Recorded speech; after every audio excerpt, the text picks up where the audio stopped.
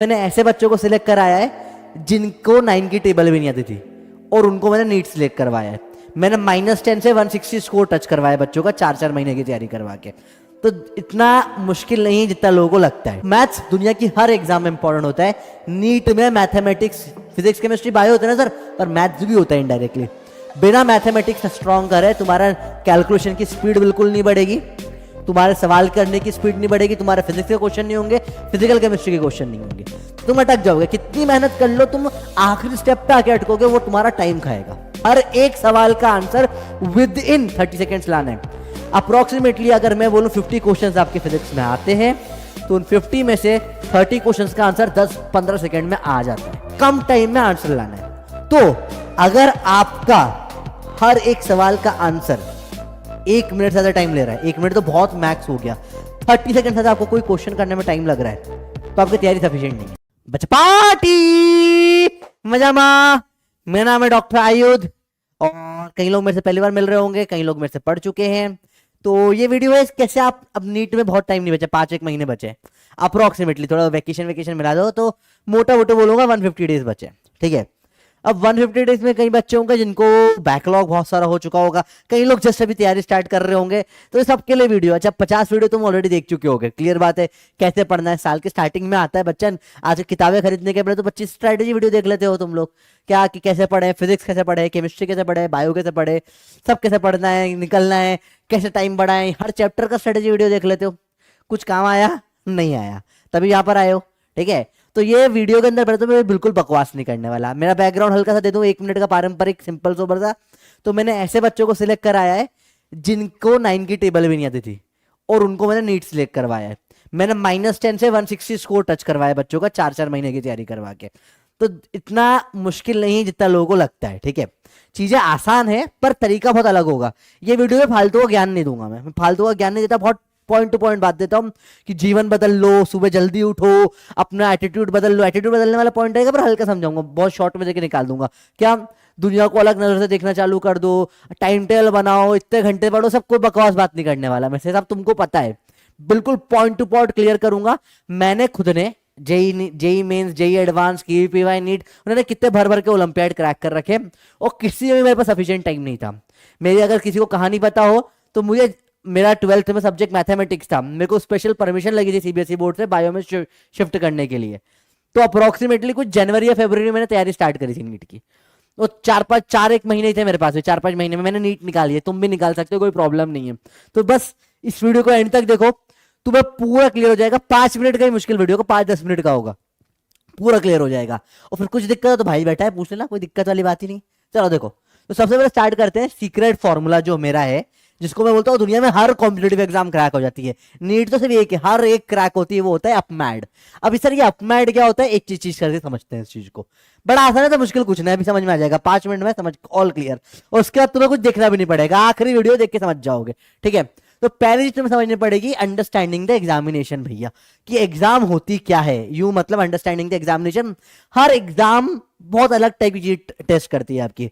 कुछ एग्जाम में भर भर के गणित आता है भाई, भयंकर मैथमेटिक्स आ रहा है, देख लेंथी कैलकुलेशन चल रही है। होते हैं कई तरह से एग्जाम, कई सारी एग्जाम होती है जो ऐसे होते हैं कि नहीं फास्ट आंसर लाना होता है। कई एग्जाम टाइम ट्रायल होती है, कम टाइम में आंसर लाना होता है। कई एग्जाम स्ट्रेस बस्टर्स होती है कि स्ट्रेस में देना बच्चे को भयंकर वाला, ये 8 घंटे का पेपर ही चला रखा है, करो। होता है तुम अगर एमबीबीएस से सिलेक्ट हो जाओगे तो उसमें कई बार जैसे प्रैक्टिकल एग्जाम होती है यूएसएमएल वगैरह में, उसमें होता है लंबे लंबे 12-12 घंटे के ऑपरेशन होते हैं। तो वो सब अलग अलग टाइप की एग्जाम अलग अलग टाइप की चीजें टेस्ट करती है। तो समझो पहले नीट जो है एग्जाम, तुम्हारी जो नीट का पेपर है ये बहुत अलग टाइप का पेपर है। तुमने लगा तुम्हें क्वेश्चन सॉल्व कर लिया, तुमने सारे कंसेप्ट पढ़ लिए, नहीं होगा, सफिशिएंट नहीं है ये। तुम्हें एग्जाम ही नहीं समझ पा रहे हो, समझो समझो समझो। ये एग्जाम का माइंडसेट बहुत अलग है बाकी सब एग्जामों से, और इसलिए मेरी फेवरेट एग्जाम है, ठीक है। जब तुम डॉक्टर बनोगे, लेट्स से तुम ऑपरेशन कर रहे हो, ठीक है, तो वहां पर ऐसा होगा कि ऑन स्पॉट ऑपरेशन में क्रिटिकल सिनेरियोज बनेंगे, गलत वेसल पे कट लग गया या कहां पे क्या सिचुएशन बदल गई, आपको वहां पे सेकंड्स में डिसीजन लेना रहता है, और आपके सेकंड के डिसीजन से सामने वाले पेशेंट की लाइफ डिपेंड करती है। तो बहुत माइन्यूट टाइम में बहुत मेजर डिसीजन लेना होता है, और यही देख के आपकी एग्जाम डिजाइन करी गई है। नीट एक टाइम ट्रायल है, ये normal competitive exam OMR paper वगैरह फालतू बातें, नीट सिर्फ एक टाइम ट्रायल है, कम टाइम में आंसर लाना है। तो अगर आपका हर एक सवाल का आंसर 1 मिनट से ज्यादा टाइम ले रहा है, 1 मिनट तो बहुत मैक्स हो गया, 30 सेकंड से आपको कोई क्वेश्चन करने में टाइम लग रहा है तो आपकी तैयारी सफिशिएंट नहीं है। दैट्स इट, क्लियर बोल दूंगा।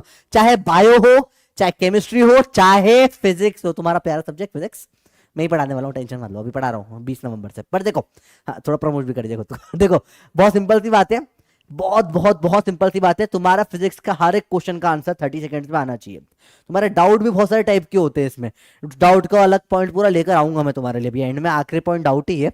पर समझो ये चीज को, अगर तुम्हारी तैयारी ये नहीं है तो तुम्हारी तैयारी सफिशिएंट नहीं है। कैसे मतलब, तुमको हर एक सवाल का आंसर विद इन 30 सेकंड्स लाना है।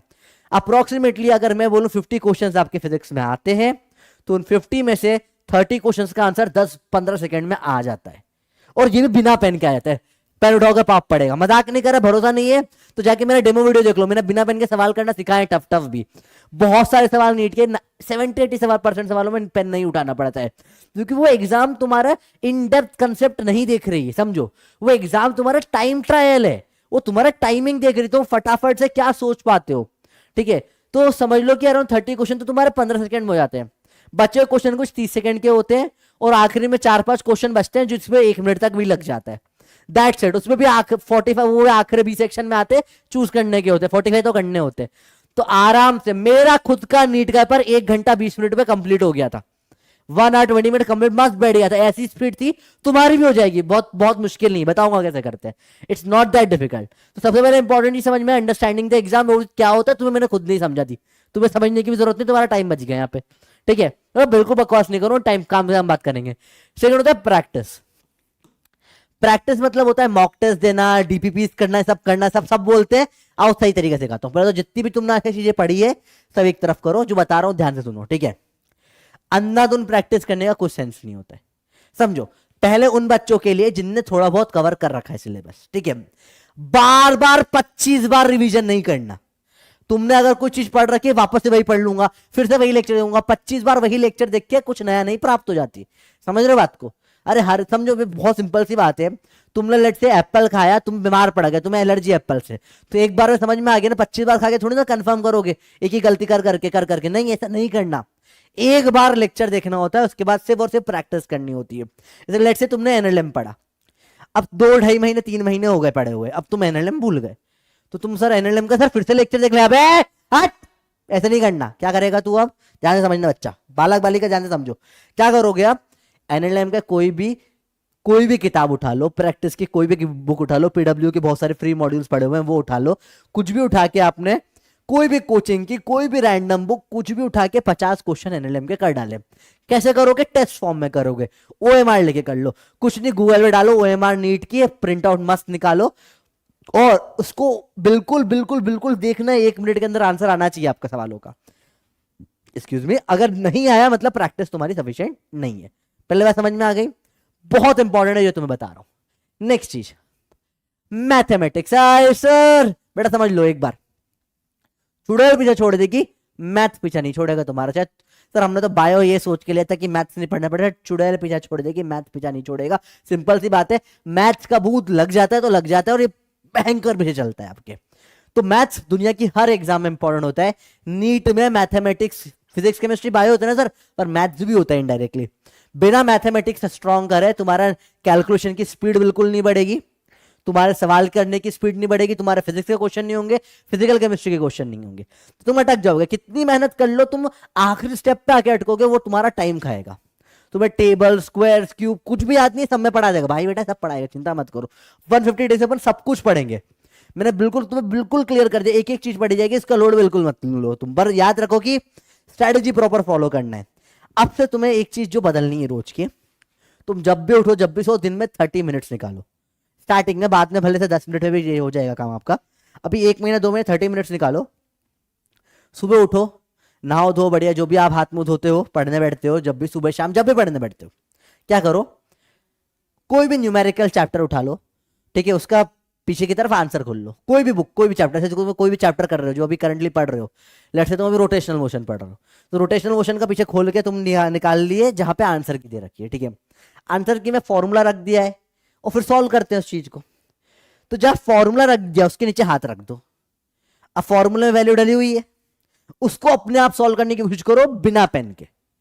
तुम्हारे कैलकुलेशन जो देखो समझो, ये क्वेश्चन वही है तुम्हारी एग्जाम में आया हुआ है, तुम्हारी एग्जाम में आया हो ना, पीवाईक्यू कर रहे हो तुम, बेसिकली पीवाईक्यू कर लो, एग्जाम का क्वेश्चन है, तुम्हें अलग से कुछ करने की जरूरत नहीं है। इसमें तुम्हारी स्पीड बढ़ गई, ऐसे ही क्वेश्चन तुम्हारी एग्जाम में आएंगे, वो भी स्पीड में होने लग जाएंगे। बार बार करो, स्पीड बढ़ाओ उसमें। वही चीज स्टार्टिंग में करने में सर टाइम लग रहा है, सर एक क्वेश्चन 4-4 मिनट ले रहा है, स्टार्टिंग में टाइम लगेगा, उसमें 1 महीने 2 महीने तुम्हारी खड़ाक से स्पीड बढ़ जाएगी, इतनी स्पीड हो जाएगी तुम सोच नहीं सकते।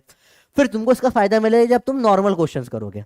फॉर्मूला तो तुम पढ़ ही चुके हो, फॉर्मूले डालने के बाद तो सॉल्व नहीं होता, समझ रहे हो प्रॉब्लम, तो वो तुम्हारी दिक्कत खत्म हो जाएगी। ठीक है, अगली चीज होती है एटीट्यूड। अब सर एटीट्यूड का तो 50,000 ज्ञान है, सिर्फ एक ही सवाल चाहिए, एक ही चीज बोलूंगा, स्टेटमेंट मत दो, क्वेश्चन पूछो, दैट्स इट। इतना एटीट्यूड बहुत है अपनी एग्जाम के लिए। सर कैसे सर? सर मेरे को नहीं आता तो नहीं आता, तूने बोल दिया, तेरे दिमाग ने सोच लिया नहीं आता, अब नहीं आता।